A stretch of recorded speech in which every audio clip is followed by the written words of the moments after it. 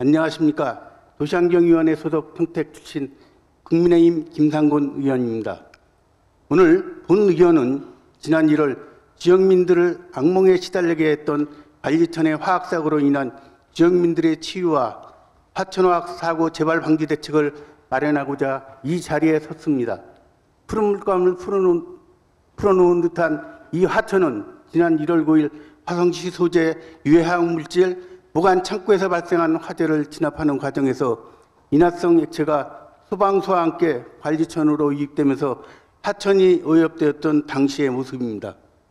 사고 당시 관리천은 진천 합류부 직전까지 7.4kg가 창고에 보관되어 있던 에틸렌 디아민, 메틸레틴 케톤, 에틸 아세테이트 등 상당량이 하천에 유입됐던 것으로 추정되었습니다.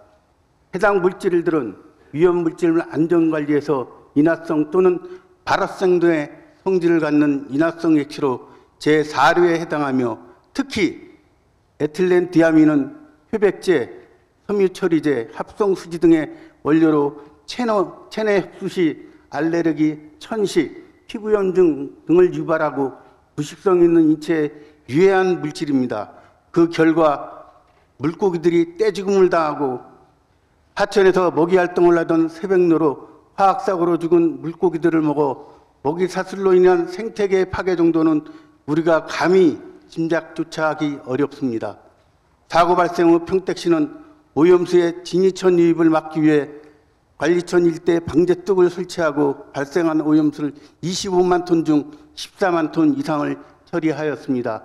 화학사고 발생 후 37일 만에 환경부는 오염구간 수질 검사 결과 돌로엔 등 19개 항목 모든 수질오염 물질 허용 기준치 이내이며 특정 수질 유해 물질 농도, 생태 독성, 색도 등 수질 측정 모든 항목이 환경부의 수질 개선 목표를 충족하겠다며 확정 방류를 결정하고 16일 방제뚝을 모두 철거했습니다.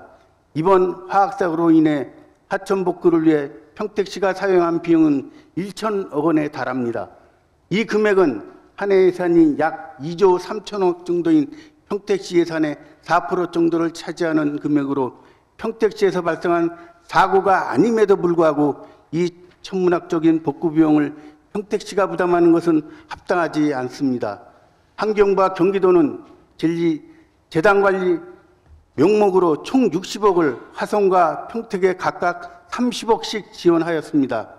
평택시는 나머지 비용을 관련 법에 따라 위험물질 보관업체를 상대로 손해배상을 요구하고 구상권을 청구한다지만 자본금 50억 원, 연매출 42억 원 해당 업체로서는 배당을 받는다는 불가능합니다. 지사님께서 사고 현장을 방문하여 오염수 처리 지하수 및 토양 개혁을 여부를 끝까지 확인하여 지역 주민이 안심하고 일상을 회복할 수 있도록 지원하겠다고 약속하셨습니다. 하천은 위에서 아래로 흘렀을 뿐인데 천문학적인 복구 비용을 고스란히 떠안는 평택시의 재정적 어려움은 경기도가 적극 지원해 줄 것을 요청드립니다. 또한 하천 화학사고 재발 방지를 위해 경기도 차원에서 수자원 관리 체계를 마련해 줄 것을 촉구하며 두 가지 제안을 드리고자 합니다.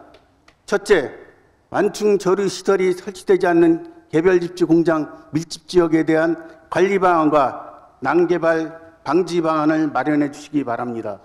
둘째, 하천을 둘러싼 지역 활동 해소와 주민 중심의 하천 관리 및 감시 체제 구축을 위한 협의체 구성과 활성화 방안을 마련해 주시기 바랍니다. 더 이상 오염수가 없다는 환경부의 결정으로 하천은 다시 흐르고 있습니다.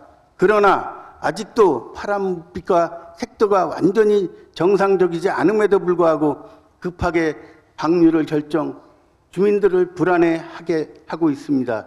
지역 주민들은 새벽벽도 이른 아침 맡았던 매캐한 냄새, 생전 처음 본 파란물이 흐르던 하천에 대한 공포, 하천의 오염으로 평생 일구던 논밭이 오염됐을지도 모른다는 불안감으로 이전에 평온한 일상을 누리지 못하고 있습니다. 하천 사고가 우리에게 남긴 뼈아픈 현실입니다. 지역 주민들이 하루속히 예전으로 돌아갈 수 있도록 하천오염 처리 결과와 토양오염 여부를 정확히 알려 하천 화학사고를 얻은 지역 주민들의 불안을 해소할 수 있는 치유의 방안을 마련하여 조속히 시행해 줄 것을 간곡히 요청드리며 5분 발언을 마치고자 합니다. 끝까지 경청해 주셔서 감사합니다.